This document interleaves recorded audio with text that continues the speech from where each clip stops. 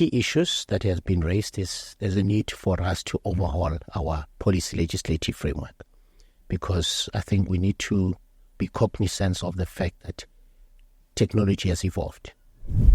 But the beauty, I think, for us, because we collaborate, we're in a process right now. Very soon we will announce. We've identified sister regulators or brother regulators, and we're forming a regulators forum. And we know that when you talk OTT, you're talking about social media, there's content. Now, in our country, we know that we've got the Film Publication Board. We know we've got the .za Domain Authority. We know we've got an information regulator.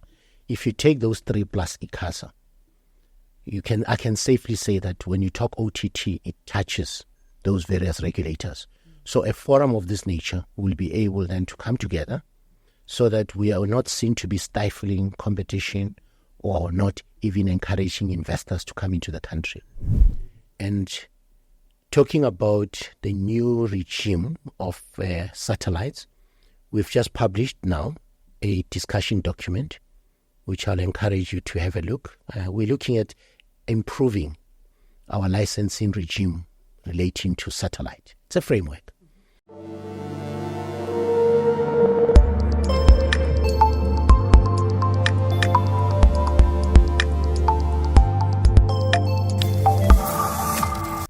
Hello and welcome to this episode of ITWeb TV. My name is Simnikwe Mzekandaba. In studio, I'm joined by Mothibi Ramusi, who is the chairperson of the Independent Communications Authority of South Africa.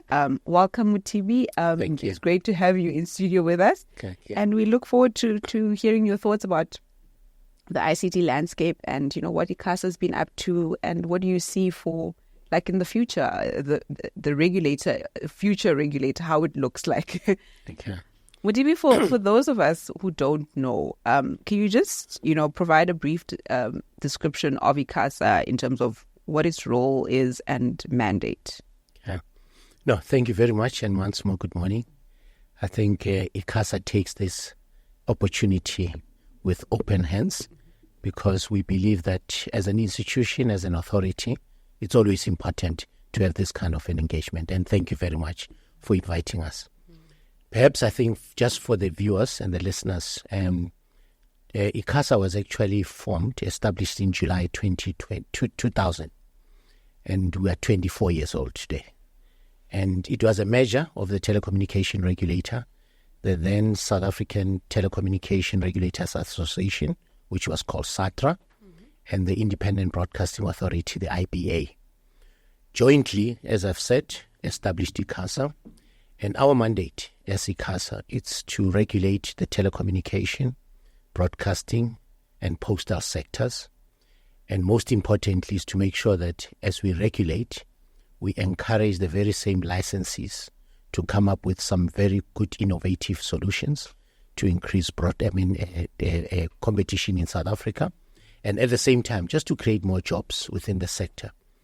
And as we are a Chapter 9 institute in terms of the constitution of the Republic of South Africa.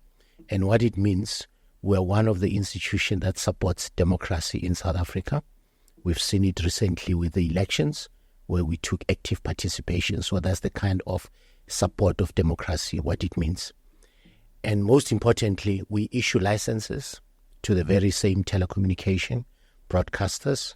And with those licenses, expectation is you need to be compliant. And that's what we do. We ensure that people stay compliant with the rules, which normally people call terms of reference or terms and conditions. So that's basically what I would say we do, just to make sure that you comply. And again, we're mandated to make sure that we bring in competition in this country. Given that South Africa, we're not operating in an isolation. We need to make sure that as a country we grow, put up good investment plans, and make sure that those that we license, they can actually compete with some of the rest of the world operators. And how we're doing that, we have a partnership with the Competition Commission. We do have within our prescripts, the ICASA Act, a chapter, specific Chapter 9, that basically provides that framework of partnership. And in this case, the Competition Commission on competition matters, we have that relationship.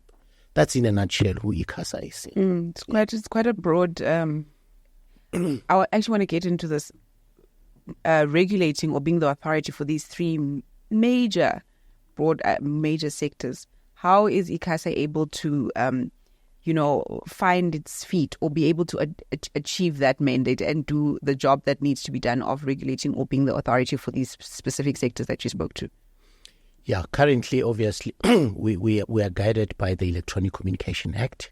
So the policy prescribed in terms of how the sector it's actually designed. Okay. So as an authority, one could safely say that from a compliance, we then take the policy prescripts, which are very specific, to say what are the things that a telecommunication company needs to do, what a broadcaster needs to do, what a post office in particular.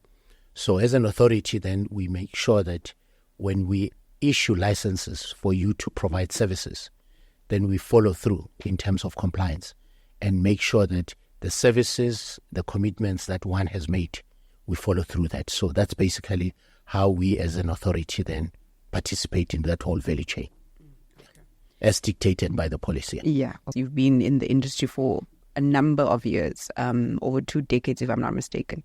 But also just looking at now, you are the chair of ICASA and you've only been in this role for just over a little 3 months, if I'm not mistaken. 3 months, 3 months, 1 week. Yeah, we nearly, okay. Yeah. So from me, what I'd like to hear is have you had time to settle in? And in that, what have been your observations of the organization? Yeah, I must say that obviously as a new person, I didn't want to take things for granted. So what I did, firstly, was to engage with council, because in terms of the ICASA Act, we are currently 9 councillors, and one had to engage individually with all of them to understand the challenges or the opportunities that they've experienced. And what I did as well was then to engage with our staff.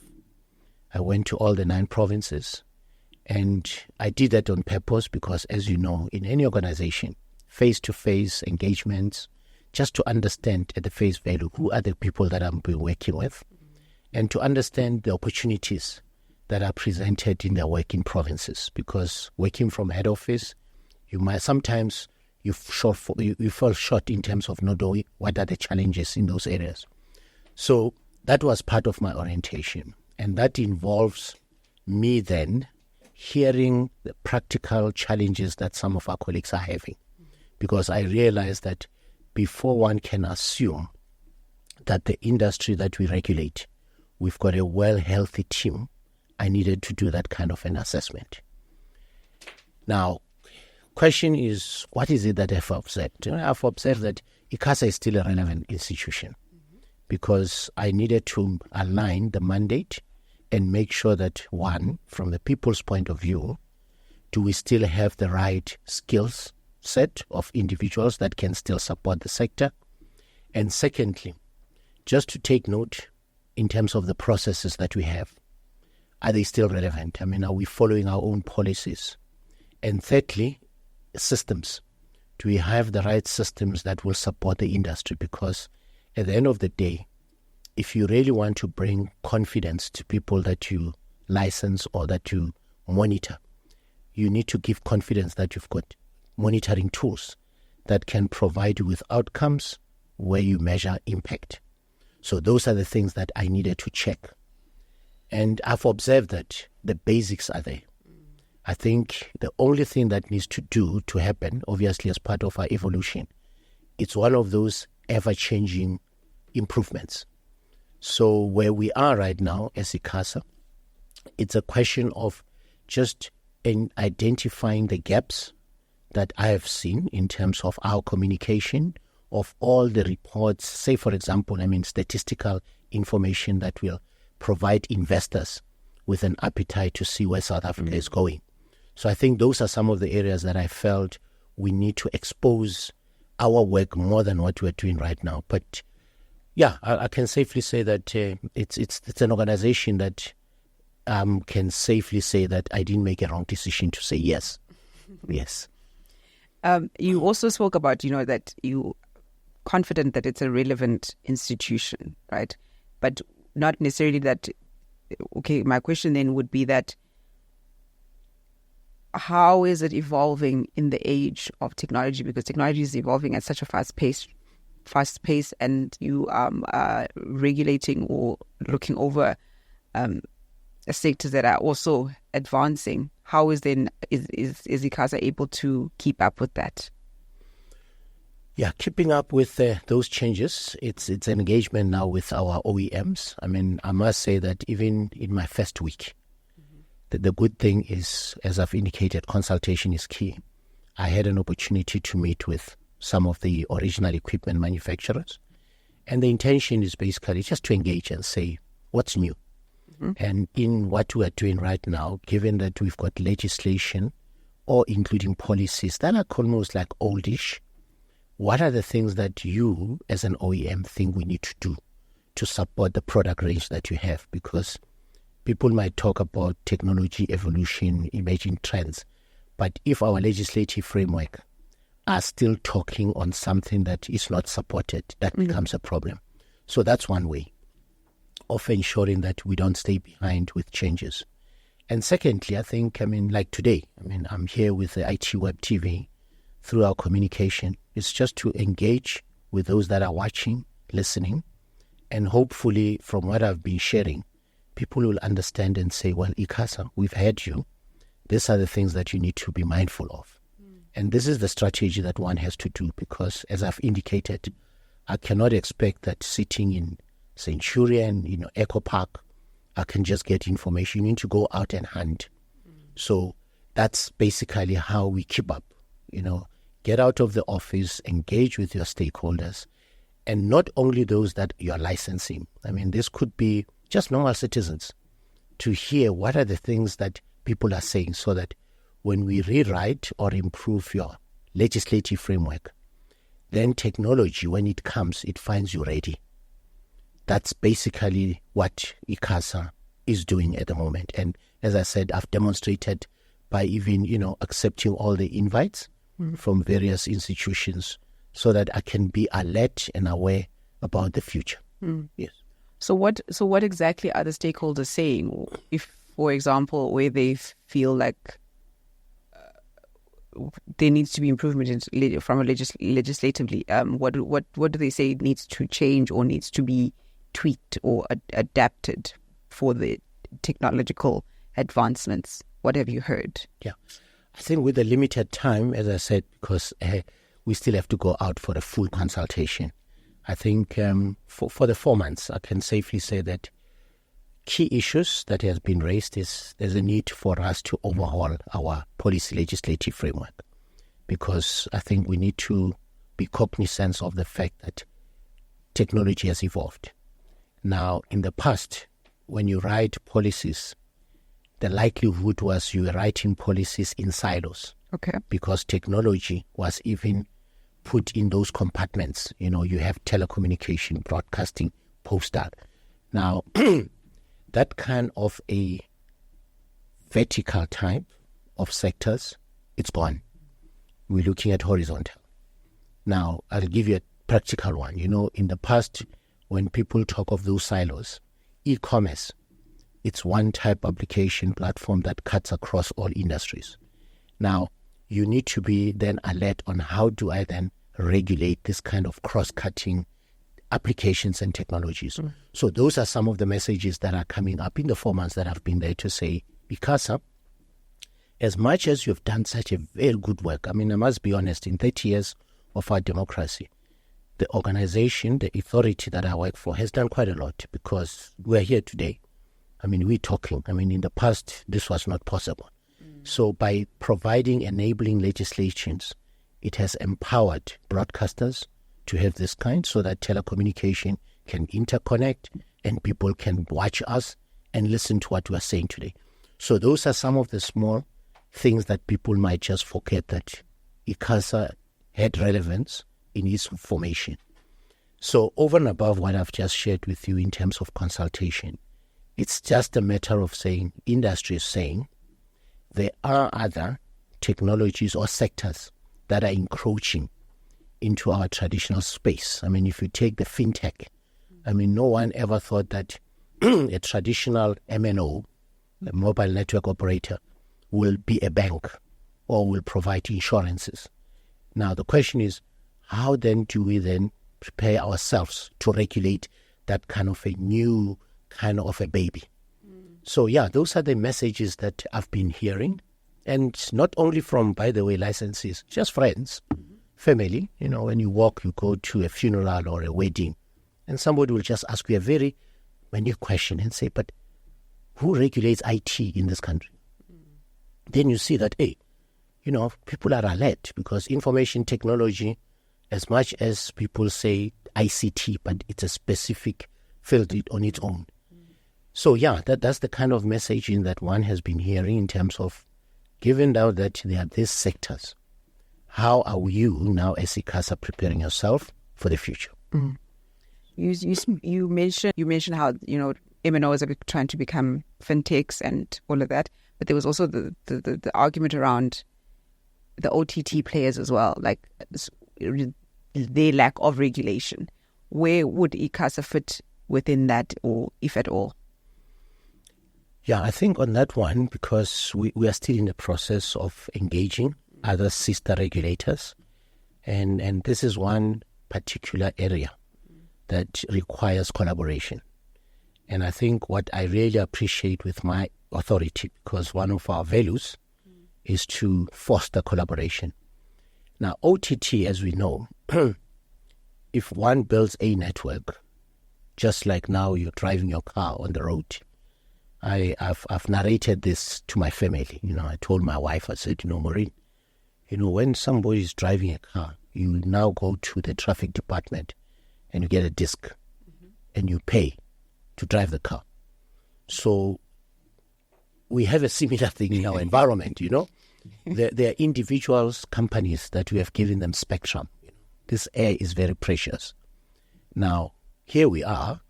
Those that we said, go and connect people in Butokwa, in my village, go and connect. Now, suddenly somebody comes and say, I'm going to use your network. I'm going to provide services to somebody. And those individuals must pay me.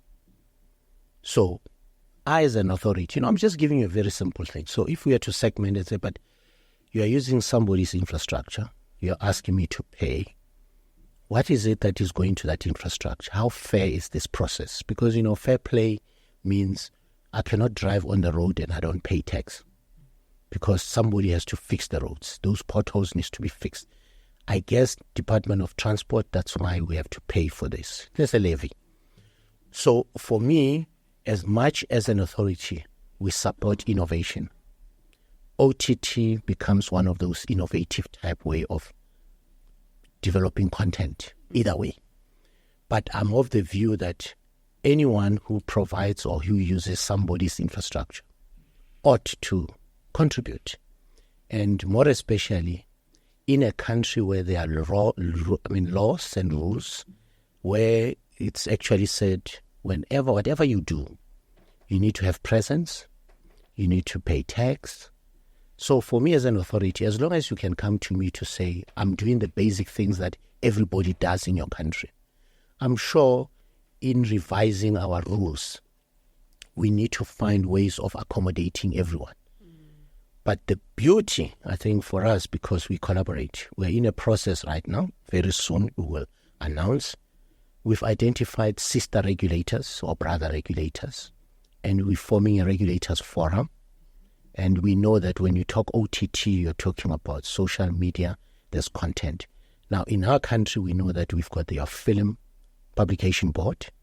We know we've got the .za Domain Authority. We know we've got an information regulator. If you take those three plus ICASA, I can safely say that when you talk OTT, it touches those various regulators. So a forum of this nature will be able then to come together so that we are not seen to be stifling competition or not even encouraging investors to come into the country. But we are only asking three questions. Yes, if you're an OTT player, how do you think we as regulators should treat you to provide a service? In our current legislative frameworks, is there any specific regulation or policy that you believe needs to change? If so, how? And then if you can help us to do that, I'm sure it can be a collaborative discussion. So I've given you a long answer, but I thought let me bring that narrative so that it's clear. I'm thinking as an engineer that, sometimes when you unpack these things, it makes life easy. Because sometimes when people talk, you can cloud this whole OTT as if it's something that does not exist. It does exist, but it's just a question of how do you bring together all parties in this marriage? And everybody, it must have fair play. And once you do that, but as I said, there's my uncle in Venda who really wants to have access into these OTT platforms. But the issue of cost cannot be overlooked, issue of quality, and then let's contribute to the development of the country by paying tax and any other fees. And then there's no fear then, like you said, of you're not necessarily trying to chase them away, because at the end of the day, it's an investment into the country. So, but it's looking at how do we come up with a collaborative effort that will work for everyone or all parties involved.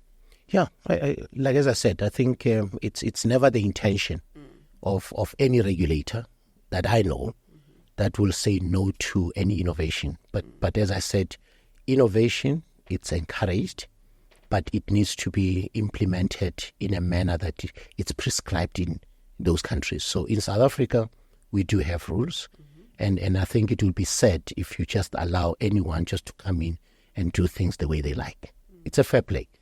Yeah, so yeah. But from the authority, as I said, I'm still not having a full authority to can pronounce. Yeah, because as I said, I'm only new, but it's a topic that it's there, and I'm giving my personal view. But at the same time, I'm still responsible as a chair just to guide that anyone who still has an appetite to come to any country, just be mindful that you can't just come to my house and do things without engaging me properly, because ultimately I've built this house. And if you're going to help me to reconstruct, let's talk about the rules and responsibilities. Then, when you can put together a framework of that nature, you'll see that many things will be done in a proper way. So would it be a matter of, I've built this house, if you want to rent a room, there's a room for you available for you to rent? But people pay, I've never heard of, even my uncle, when I used to be in Soweto, next door they'll tell you, you pay rent, you pay the back room. So I think, and it's all about not just paying, but it's appreciating that somebody took time to put something. And me as a regulator, as I said, the primary element or commodity that I've given you is spectrum, which is key. You can imagine now, if I give you spectrum, you don't use it efficiently, effectively, it's a waste. And this thing is a natural resource. So if you come to me and say, with the spectrum that I've been assigned, I'm using it to provide services for other people, I'm growing in the economy, I'm creating jobs for ICASA, that's a very good story to tell. But if some people are misusing what I've given you, I've assigned you, we need to sit down on the table and agree and say, let's correct this. Yeah. You mentioned spectrum, obviously considered a very key and prime commodity in the space. What's next for ICASA in terms of, the next spectrum auction, or what are you guys, what's the plan there? How are you moving forward in that regard? Well, I think you might have seen in May that the minister has published. We've got a latest policy basically on high demand spectrum for economic development. And as you know, we are guided by the prescripts of the policy in this country. As an authority, I'm still saying that we need to see parity in terms of who uses spectrum, for what type of purposes. And by the way, when we talk about spectrum, it's not just about voice data. You use spectrum in the mining, in agriculture, scientific, and for research.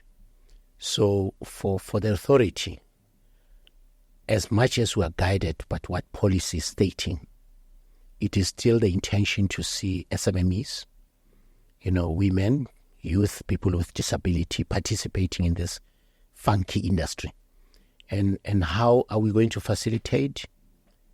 There are methods, as you know, methods of coming in, applying for spectrum. You've seen previously there was a method on auction.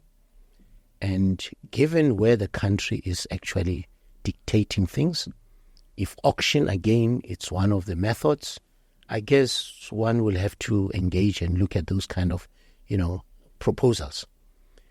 But what is hidden in this whole issue, which I thought it's important for the discussion, tomorrow I can give you spectrum as an SMME or as an underserved community.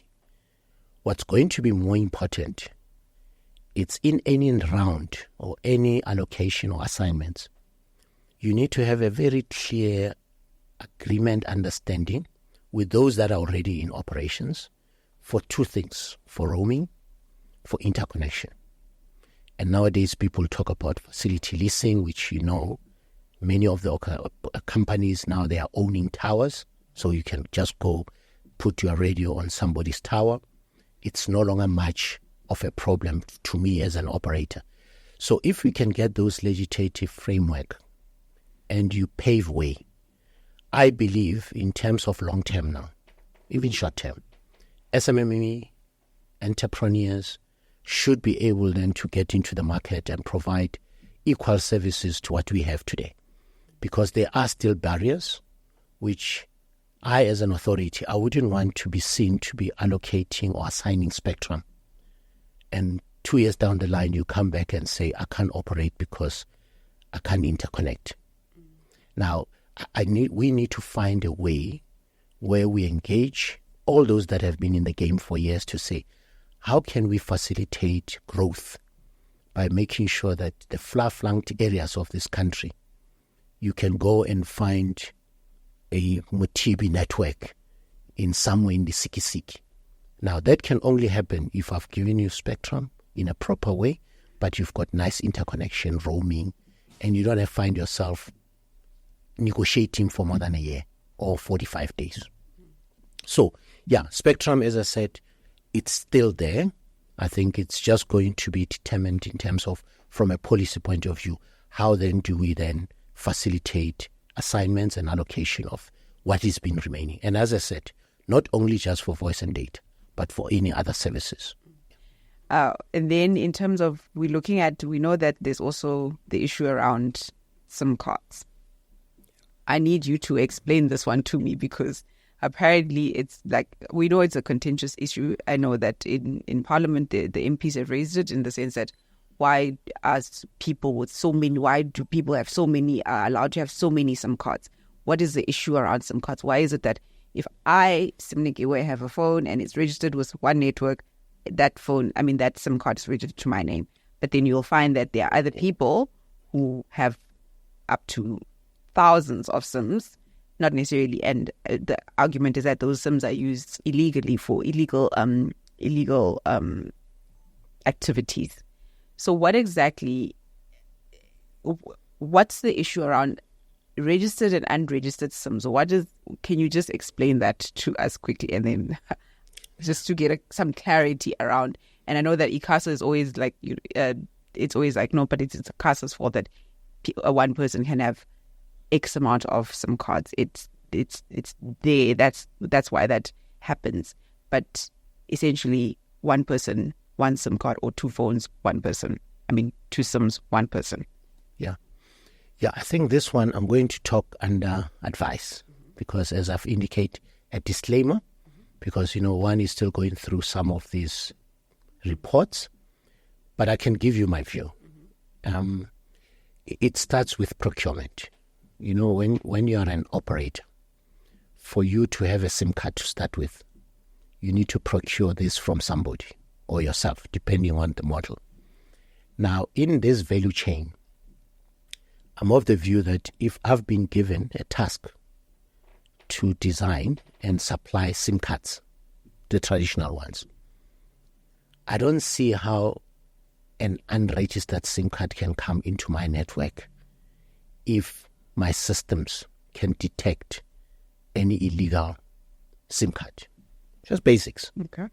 So if I have given you 1,000 and I've asked you to sell them through your shops, and you decide to give it to another person who then sell them somewhere else.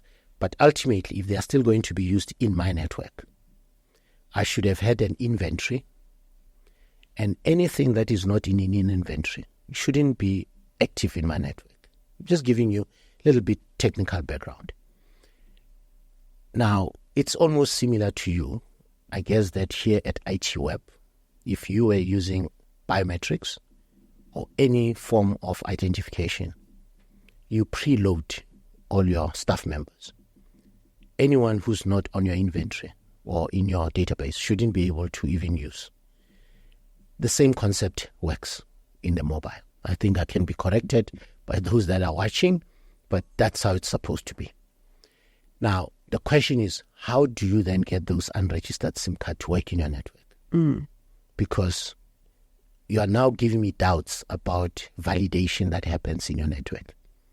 Because there should be a validation. I take it. Remember, I might have worked for one of the old companies then, but at the time, perhaps technology was not as iterated as now. But that would be a clearly engineering answer that I can share with you. That's one. And two, if you know that you've got an intruder in your house, what do you do? I mean, the reason why people have got security, they've got everything. You don't want an intruder. Why allow an intruder in your network? So for me, I think it's going to be a very nice technical conversation when I engage with all those that are involved in the sector, so that we start with the basics. Because sometimes when you read, you see that people are already talking at a very high level. For me, what we need to ask a question is, when any of a person who's got a network, can you take me through in terms of your standard operating procedure on how you register a SIM card? Basics. I've just given you now an explanation of how people walks into offices, biometrics. So I must be honest, I really don't know why is it being allowed, because systems should have validations. Yes. And do you believe that it is an issue of that it can be curbed, you can get a handle on it? Because it seems like now, if you go anywhere, you get a SIM card. You do, without, anyone can just, where I would have, in the past, I assumed that you'd need to go to an OEM store, and if you need a new SIM card, you need to provide your ID and your details, right? So they know who that belongs to. But from what I've heard sometimes is that you can get it at any shop. and that's dangerous. Yeah. Because as I said, I mean, how do you allow intruders into your environment? Unless if there's some financial gains. Remember, if coming in and I see that there's lots of traffic on people that are not supposed to be in my house, why would you accept the money? I think for me, there's ethical issues as well that I'm saying, it's one of the areas where if we sit around the table, collaboration, and be educated about that whole value chain, then we can kill the myth, because it remains a big issue right now in the country. And I agree when you say that if politicians, MPs have reflected on it as an authority, what we need to do now that I'm 4 months, 1 week, I'm sure that in my next session is to call the licensees. Let's have just a proper workflow and make it very simple and say, tell me when a SIM card is engineered or is developed, manufactured. Take me through the whole process. I don't want to get into a procurement, but educate me so that I know in future that when my name appears in 3 mobile operators, but without you knowing me, what could be the cost? Yes. Okay. We're seeing a lot of focus on low Earth orbit satellites. What are your thoughts on this type of connectivity? Yeah, I think in terms of how business and citizens are connected, there are many ways. And as a scholar as well in that environment, I'm aware that in this country, South Africa, we have had your wireless connectivity. People are not talking fiber. We're coming from copper. Satellite has always been there, but the majority of South Africans use satellites more on broadcasting, because that's what has always been said. Now, we know as part of evolution, your low Earth orbit satellites, it's not new, but I guess in terms of what the country is now experiencing, like many others, it's one mode of an infrastructure that can provide you with a vast connectivity, especially taking South Africa being a rural as well. So for me, the concept of LEOs, I support it. It's not something that I would say it's new, then we're not sure how it works. It's just a question of the how part now. Because remember, when you come into any jurisdiction, there are processes that one goes through to allow satellite operations. You've got the International Telecommunication Union, which we are a member through the Department of Communication and Digital Technologies. So you need to do what you call coordination, especially when you talk spectrum again. Because sometimes you can have satellites launched, but the frequencies that are required for me and you to receive are used for something else. Or there could be a spillage into another countries. So if those kind of coordination are done up front, and as a country we give support, then those satellites, if they orbit and they're above South Africa in terms of footage, if the licensing regime allows you, you license. And it has been done, as I said, in the broadcasting, in the military, they are using spectrum for broadcast as well for their own operation satellite. So the concept of satellite LEO, as I said, it's something that we'll embrace as an authority. For now, yeah. For now. And obviously, my question then comes to, Starlink. There's been a lot of noise around it, and merely for the fact that it's made available in other neighboring African nations, but not here in South Africa. Why is that? Yeah, I think Starlink, like many others, I did indicate in my introduction that the authority will issue licenses. Now, in this country, we have number of types of licenses, but specific to what you're asking me about, we've got a license called the individual ECNS license. It's an electronic communication network. And we've got another one. It's an individual electronic communication service.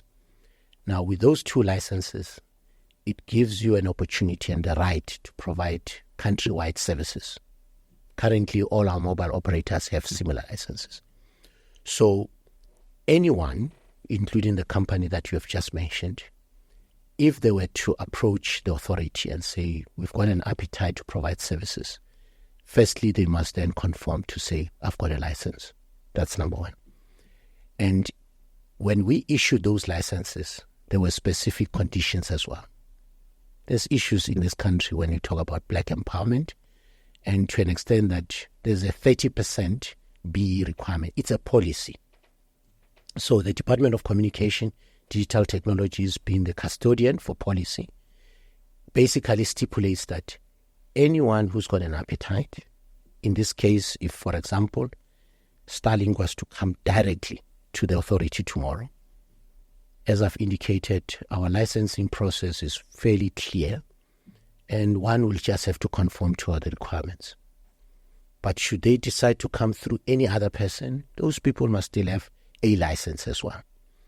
And talking about the new regime of satellites, we've just published now a discussion document, which I'll encourage you to have a look. We're looking at improving our licensing regime relating to satellite. It's a framework, because we are mindful that traditionally, when you look at your ground reception stations, we've been working very closely with our National Space Agency, SANZA, and the military. So the issue of space is not new and foreign in a country. But when you talk about the LEOs, there's a totally different way as well on how to license and to engage this kind of, operations. So we're just making sure that as an authority, we're not found wanting. This is now proactive, so that any other things that are required in the framework for this new way of doing constellation of satellites, we're not seeing that, people have moved, but you're still behind. But I'm glad that, 4 months, I'm there, colleagues, they've already looked at some of these things and we're in motion. But the issue of Starlink or any other at the moment, I haven't seen any formal on my table or ICASA. But yeah, we've just been reading, just like as you're asking me, about Starlink, So they haven't formally approached the regulator? Well, I personally, since I've joined, I haven't seen a document in the chairman's office that says, here's an application law. And if they were, you would, like you said? Well, we'll just have to follow the normal process, as I said, prescribed. Mm-hmm. Because, the good thing with ICASA, as much as I said earlier on, if you're a dreamer and tomorrow you want to be in science, you don't do mining underground, and you want Spectrum to do things, just come.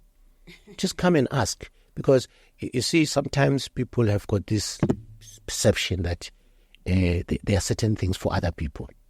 That's why earlier on I told you that one of the biggest things that we're going to do, outreach, strengthen that so that we educate people that anything that talks spectrum technology, the authority is there to guide you, because we want to facilitate investment in this country. We don't want to be seen as a showstopper for development. No. And when we look at just like in terms of the ICT landscape, you have been in various roles within this space. How would you say, what needs to change and what are some of the sweet spots that you've observed over, the time? Yeah, I think for me to facilitate the future, it's, as I indicated, our policy legislative framework needs to be relooked. Because, as I said, we're coming from a silo type environment and we need kind of like an integrated approach to the future. So that would be the first. And secondly, we know that a regulator that is required for the future needs to change. And funding becomes an underlying for everything that we want to do. Because if this regulator for the future, it's required to do things that are required to develop a digital economy, it means we need new skill sets.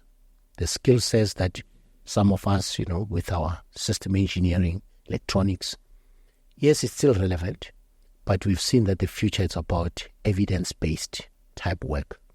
And as an authority, as a regulator, if we have evidence-based systems that can produce reports, it's what the future requires, because decision-making, you need to see evidence. So that will be the third one, to make sure that you've got proper systems, you've got human resources that are ready for the future. And thirdly is the issue of collaboration. I believe that given now that there's this interdependencies of sectors, in our interview, I haven't even said anything about agriculture. I haven't said anything about environment. But these are the users of the spectrum that we keep assigning to companies. Now, it's going to be important that the voice of the users of those sectors, it's actually heard. The minister started previously, the former minister, AI, artificial intelligence, cybersecurity. We've seen that there are some advancements. Issue of big data and cloud. Now, if you take those, I'm safe. Well, I think for me as an authority now, I'm happy that there is a base that has been developed. So at least the baseline for me is there. So I just need to take over and come up with a very clearly now defined regulatory framework that will support all these various elements. So that's how I can paint the future on how ICASA, the future ICASA, will have to be relevant. But it's all about impact. So if we're still going to have an authority where you and me were sitting and you're asking and say, Chair, in the past 5 years, what has been the impact? I need to show you. You must feel it. Now we need systems and you need money and people to do that. And if we don't have it, we'll just regulate for regulations. Right. But I want to regulate for impact. The postal sector and e-commerce, what role does it play in an where e-commerce is like taking over everything? Where does the postal services sector fit in there? Well, I'll say that not so much of postal sector. I think, when you look at the whole logistics, it's how perhaps we've defined post office. Remember that one of the salient issue here is if you are regulating, we are not regulating post office. You are regulating the postal sector. Now, when you do the postal sector, what it means then is you need to have a clear understanding of the whole value chain. Now, perhaps this were the shortcomings, even from our side, to say that if you're focusing on post office, then these new guys that are popping, who are doing online type, transaction, we might not have looked at that. I don't want to mention their names, but you know them. So we might have had an opportunity to look, but e-commerce, sometimes if you are an engineer or an enterprise architect and you are not in the regulator, it might be a topic left and say, but this is IT. My ex says telecommunication, broadcasting, and postal. Okay? But in the real world, applications don't have borders. So the postal sector, as much as one would have seen that, hey, apart from a mail being delivered in my house in Seshego, now there's somebody who's doing these things online. But we need to be mindful that there are some sectors, remember I said that there are some sectors that we've been talking on their behalf. The finance sector, they still believe that you must deliver your statement. The Department of Transport still believes that you must deliver the infringement. You still have to go to the post office. So you cannot negate that, because until the finance sector, Department of Transport, and many other institutions change their rules that mails must not be delivered, you still need that person to deliver a mail. So that's why I say collaboration in the future is the game changer. Because otherwise now I'm looked at as an authority to say, but ICASA, gone are the days when people are just... But then I say, no, it's not me, it's my other auxiliary sectors. So we need now, as I said, the next big umhlangano, I always call it Kihorong, is to call the finance sectors, the farmers, and say, colleagues, the future is no longer telecommunication. It's not broadcasting. It's this thing that we always talk collaboration. Get into one room, tell me how I should redraft our document so that we don't leave you outside.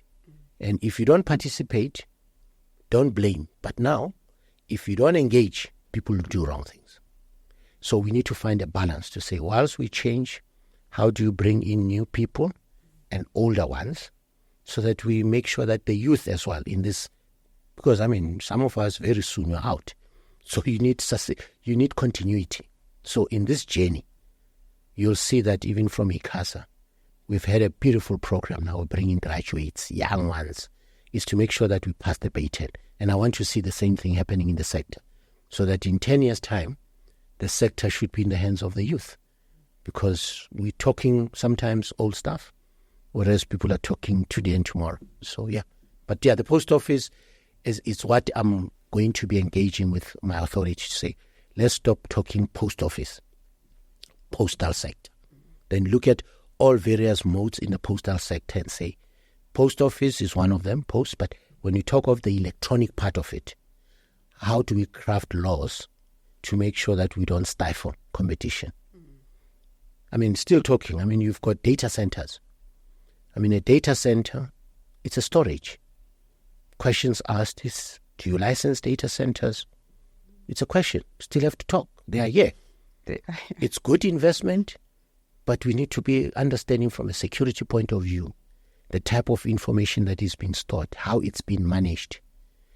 Telecoms comes in there. If there are issues that, there are foreigners or foreign operations, regulator, where do you come in?